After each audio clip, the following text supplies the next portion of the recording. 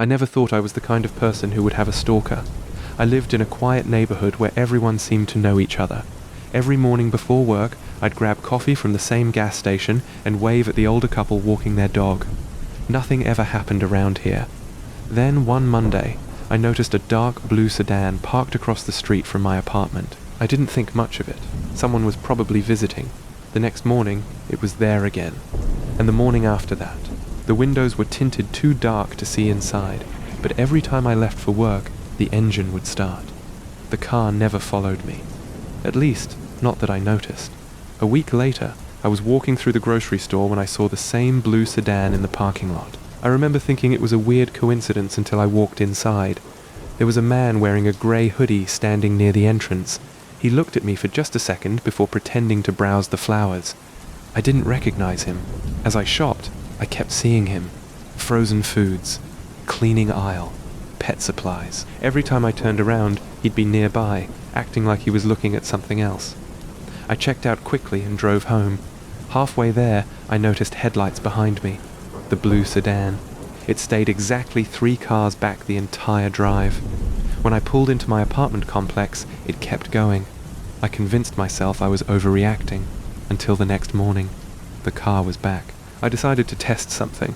Instead of driving to work, I turned toward the highway in the opposite direction.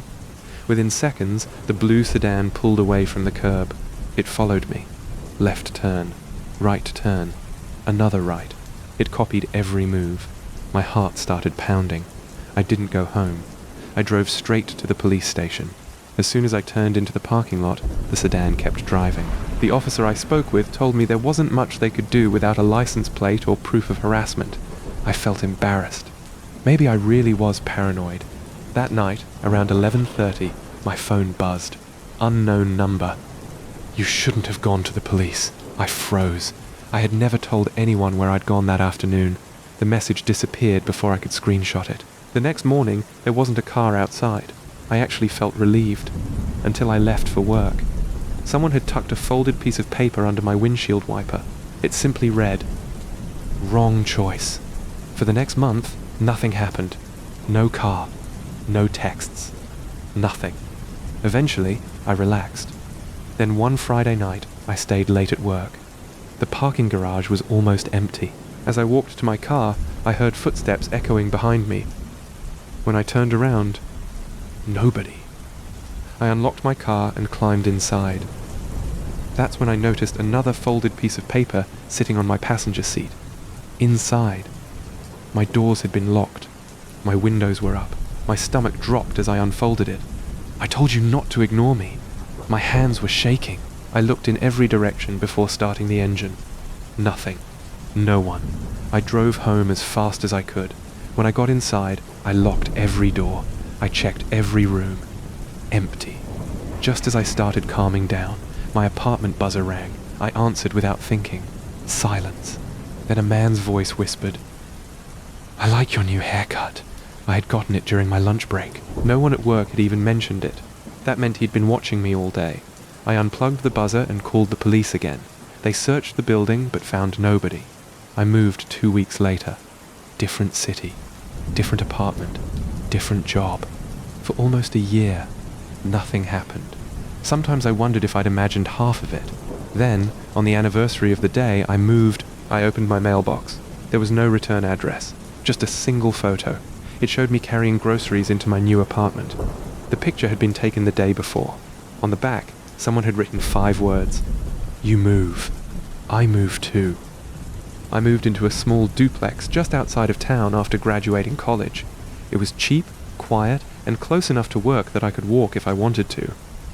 The landlord told me the previous tenant had moved out unexpectedly, but I didn't ask why. For the first couple of weeks, everything was normal. Then I started noticing little things. One morning, I was positive I'd left my bedroom door open before going to work. When I got home, it was closed. I shrugged it off. A few days later, I couldn't find my TV remote. I spent 20 minutes looking for it before finding it sitting perfectly centered on my kitchen table. I lived alone. At least, I thought I did. Then food started disappearing. Not enough for me to notice immediately. Just a few slices of bread, a soda, half a bag of chips. I figured I was eating more than I realized. One Friday, I got home early because my boss let us leave after lunch. As I unlocked the front door, I heard footsteps upstairs. I froze. The house went completely silent. I called out, "Hello?" Nothing. I grabbed a baseball bat from the hall closet and slowly walked upstairs.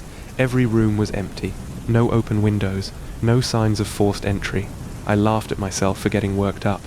That night, I decided to buy a cheap security camera. I pointed it toward my front door. The next morning, I checked the footage before work. Nothing. The day after that, still nothing. On the fourth day, I skipped ahead through the recording. At 2:17 p.m., my front door slowly opened. A man wearing a black hoodie stepped inside. He didn't steal anything. He walked around my living room, picked up a framed picture of my family, set it back down. Then he disappeared upstairs for almost 40 minutes. When he came back down, he looked directly into the camera. He smiled. Then he reached up and unplugged it. I called the police immediately. They searched the house and found no one. There were no fingerprints they could use. The officer suggested changing my locks. I did. 2 days later, I came home to find every kitchen cabinet standing open. Nothing was missing. I called the landlord furious. He insisted no one else had keys. I didn't believe him.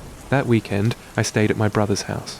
When I came back Sunday evening, there was a note taped to my refrigerator. It read, "I don't like it when you leave." No sign of forced entry. Again. I packed a bag that night. Before leaving, I checked every room one last time. As I walked past the hallway closet, I noticed something. The door wasn't fully closed. I pulled it open.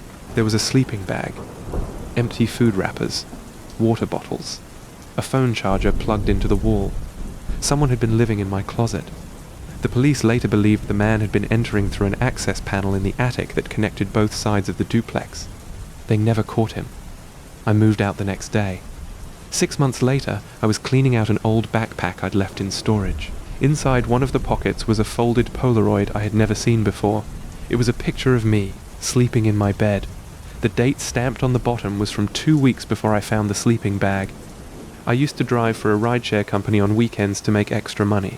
Most passengers were normal. College students, families, people leaving restaurants. Then one Saturday night, just after midnight, I picked up a man outside a convenience store. He looked to be in his 40s. Clean clothes. Polite. Quiet. He got in the back seat and gave me an address about 15 minutes away. The ride was completely normal. When we arrived, he thanked me, got out, and disappeared into the darkness. I accepted another ride immediately afterward. Halfway to the next pickup, my phone buzzed. It was a message through the rideshare app. "You forgot something." I looked in the mirror. The back seat was empty. I replied, asking what he'd left behind. No response. When I got home around 3 a.m., I found a folded piece of paper tucked under my windshield wiper. "Check your trunk!" My stomach sank. I opened it. Empty. I assumed it was some kind of prank. The next weekend, I was working again when another request came in. Same name. Same profile picture. I accepted without thinking. The pickup location was different this time. When I arrived, nobody was there. The app waited 5 minutes before cancelling. As I drove away, my phone buzzed. "I saw you looking for me." I contacted support, and they blocked the rider from matching with me again. Problem solved. Or so I thought. A few nights later, I parked outside my apartment after work.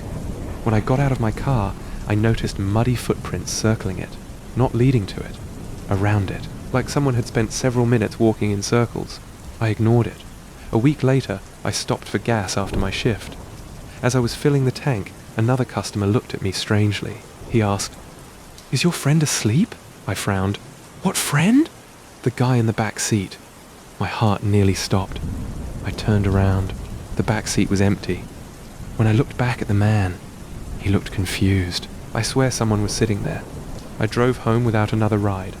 The next morning, I found a small voice recorder tucked beneath the driver's seat. I'd never seen it before. I pressed play. For nearly an hour, it was just recordings of me driving, talking to passengers, singing along to the radio. Then, near the end, I heard something that made my blood run cold. A man's voice whispered, "You never look behind you long enough." I sold the car that week, deleted my rideshare account, moved to another city. Almost a year passed. Last month, I got into a rideshare while visiting friends. The driver glanced at me in the mirror and smiled. He said, "I think someone left this for you." He handed me a folded note that had been sitting in the back seat. I unfolded it. There was only one sentence. "I wondered how long it would take you to ride with me again."